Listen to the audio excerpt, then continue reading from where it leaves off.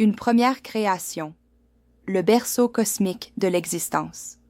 Kardec enseigne que Dieu est la cause première de toute chose et que la création n'a pas été un acte isolé dans le temps, mais un processus continu et éternel. La première création fut celle du fluide cosmique universel, l'élément primordial qui remplit l'espace et dont tout procède, matière, énergie et principes vitaux. Ce fluide est l'essence subtile de la pensée divine, le plasma spirituel dans lequel se forment les mondes et les êtres. De lui dérivent toutes les substances connues et inconnues, à des degrés infinis de densité et de vibration. Lorsque ce fluide se condense, la matière apparaît. Lorsqu'il s'amincit, il devient le milieu dans lequel vivent les esprits. Ainsi, l'univers entier est une immense échelle de vibration dans laquelle l'esprit et la matière ne sont que deux pôles d'une même réalité. La science moderne, des millénaires plus tard, a commencé à entrevoir cette vérité. La cosmologie montre que l'univers a pris naissance dans un état extrêmement dense et chaud, où toute la matière et l'énergie étaient concentrées en un point, ce que nous appelons aujourd'hui le Big Bang.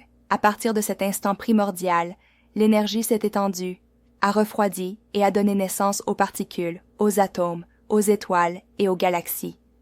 Cette description, que la science obtient par l'observation, correspond à la vision spirituelle de la première création comme une émanation de l'énergie divine.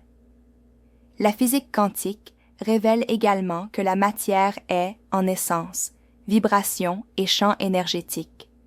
Tout ce qui existe, de l'atome aux étoiles, est énergie sous différentes formes de condensation.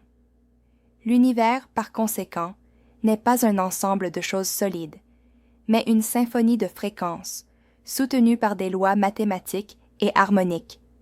Kardec, à son époque, appelait cela le fluide universel, la substance originale et intelligente qui sert d'intermédiaire entre Dieu et la création.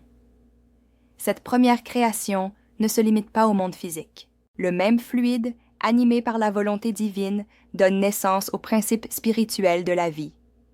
De la même manière que la matière organise le corps, le fluide vital anime les êtres vivants et relie l'esprit à la forme.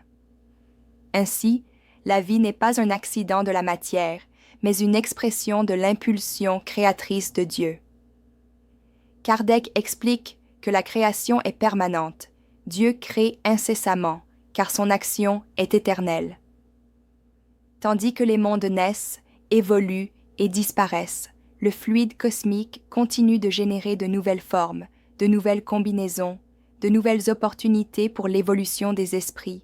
Rien ne se perd, rien ne se crée de rien, tout se transforme sous la direction de l'intelligence suprême.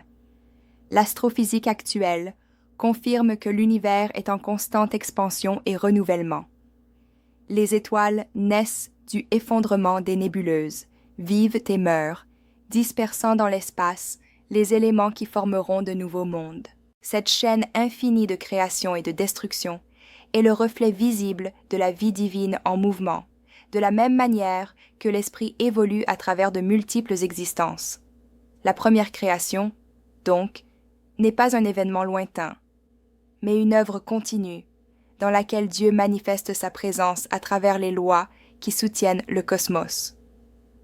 Chaque atome est une pensée divine en forme. Chaque étoile, un temple illuminé dans l'espace.